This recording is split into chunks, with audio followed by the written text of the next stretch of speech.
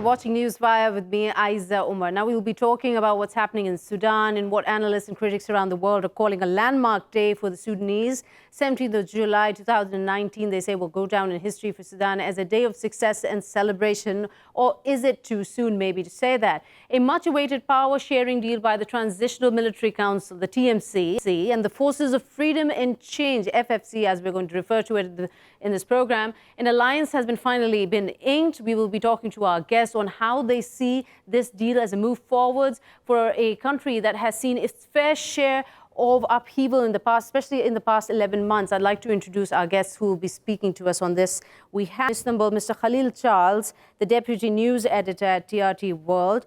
And also we are joined by Ms. Eiman Saleh, an activist in Khartoum. I want to start with you, Mr. Khalil Charles, to get your take on how you see this inking of this deal between the two.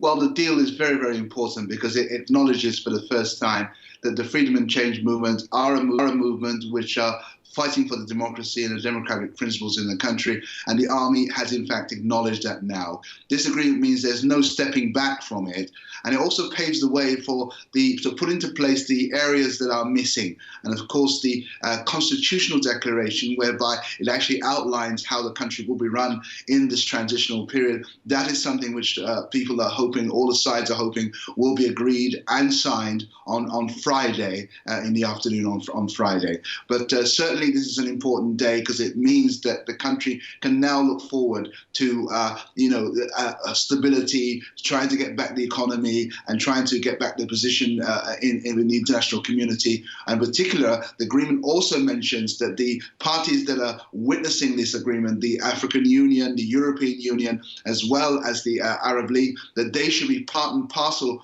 of helping the Sudan remove its name from the list of terror countries supporting terror. One of the very important aspects that needs to happen in order that Sudan can rebuild its economy, because of course by removing it from there they'll have debt relief and a chance to bring back the economy and work for all the people of Sudan. All right, here I want to get Patrick Oyet, our correspondent who is joining us from South Sudan, to give us a sense of what the feel is on the streets there after this deal has been signed. Patrick, what can you tell us about the reports coming in on the celebrations? Are they of a scale that would sort of warrant the anticipation for this deal, or do you feel, or are you hearing that they're rather muted across the board? No. People are very excited about this whole development.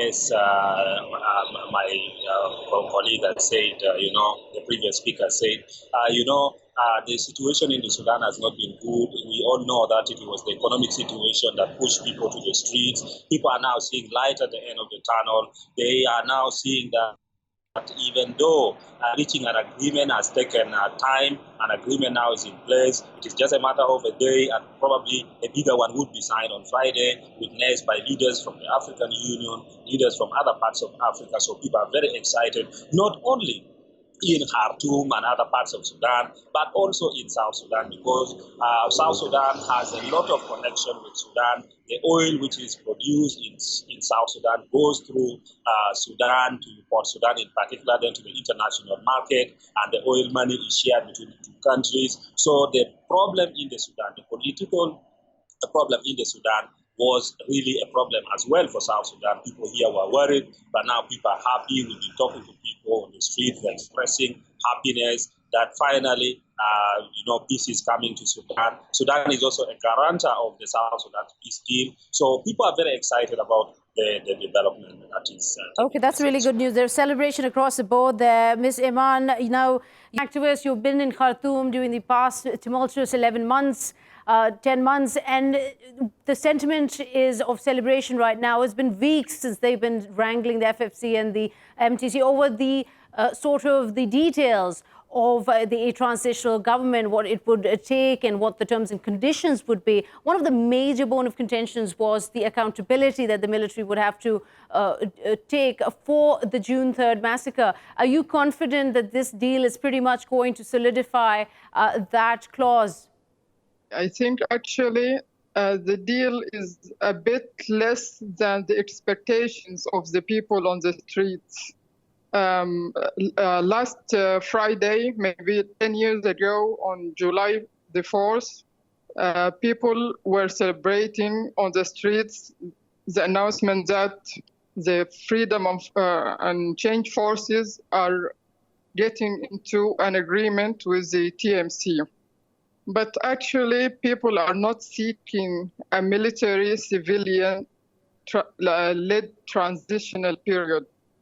They are actually more into a pure civilian period. But nonetheless, this is a step forward on the way to the right direction. Okay. So it's a bit of a compromise. You're suggesting that it feels like it's a bit of a compromise, but it's headed in the right direction. What are your concerns in terms of the obstacles that might come in the way for making this transition happen smoothly into a democratic state? Actually, there are a quiet number of obstacles could be. First of all, as I said, it's a bit less than what the streets are asking. So maybe at some point people will lost their confidence or their belief in the leadership of the FFC and try to even go out to change this agreement or something. So there is also, a concern that I saw earlier this morning, Dr. Jibril Ibrahim from one of the he was talking. He has a branch in the FFC. He was talking that they were not part of this deal. So maybe also there are many other opinions inside the FFC. So there are concerns about divisions within FFC and getting on board on this. I'm going to come back to you, Mr. Khalil, for a comment on that. Do you agree that there could be still some of those under this umbrella organization who's basically spearheading these protests, representing the opposition parties also, that might not agree with the terms and conditions right now, might think that they have compromised a bit too much, not have confidence in the military? Yes, as Ayman was saying, the withdrawal of some of the armed groups from the agreement, they were part of the Freedom and Change movement, but they've actually withdrawn and not happy with the agreement that's been made. And indeed, the expectations was that it would be a full military government. But there are sticking points, and also these sticking points have caused divisions within the Freedom and Change movement. For example, the Communist Party, they were wanting to have at least 10 ministers and people in the government, and the rest of the Freedom and Change group said that this was too much. And a statement was made that, in fact, the Communist Party were trying to get too much influence in this issue. And so there must be a drawing back of that. I mean, earlier on we did see divisions, but we shouldn't really focus on that, because what has happened with the Freedom of Change, and there are about 40 groupings of civil society movement, professional societies, political parties, armed groups, etc., that have come together. And really, it's been an amazing achievement that what they've done during this period, and stay on task to try and get as much as they could get as possible from the civilian, from the military council. So therefore, they have to be applauded for the way in which they've done that. Right. And yes, there are differences, but I don't think those differences are substantial enough to divide what has been a very united group of people. Right. And so, Patrick, tell us a little on the situation on the ground, especially when it comes to concerns for the constitutional declaration that is expected to be signed on Friday. Are there any concerns being voiced on the streets there? Are people still euphoric about the deal being signed today, to be concerned about that at all? There will always be concerns. Peace deals all over the world, they are never perfect. There are groups that will say, we are not happy with this, we are not happy with that. Even the military, if you ask them now, they'll say they are not happy with some of the provisions. But the most important thing, which is the stability for the Sudan and the people of Sudan. So in that regard, therefore, it is important that those who are going to come to power, they have to do the right thing, because in any revolution, even when it takes place, division is bound to happen based on ideologies and many other influences from international community and so on, regional, even national, even personal interests are going to be there. But what happens is that those who take over power should be able to do the right things that are agreed on, and also to accommodate, because people are bound to change their mind when they see everything is going well, things are implementation is going well. Those who opted out may come in one way or the other. So therefore, the concerns that are there should not be a major focus. Okay, so but very quickly, Patrick, one last question. In terms of what has transpired today, has there been an idea that a feel that the RSF, which was heavily deployed across the board there, especially in Khartoum, has come down, the deployment of the paramilitary personnel? The deployment is there, though the number has reduced. The deployment is still there, but I think that the fear that was there, because sometimes the presence of the security personnel itself is not a problem, but it normally follows on what the leadership are doing. So when progress is being made on the table, on the negotiations table, then even their presence does not scare anybody. So this is not a problem now for It's not a problem now. Okay.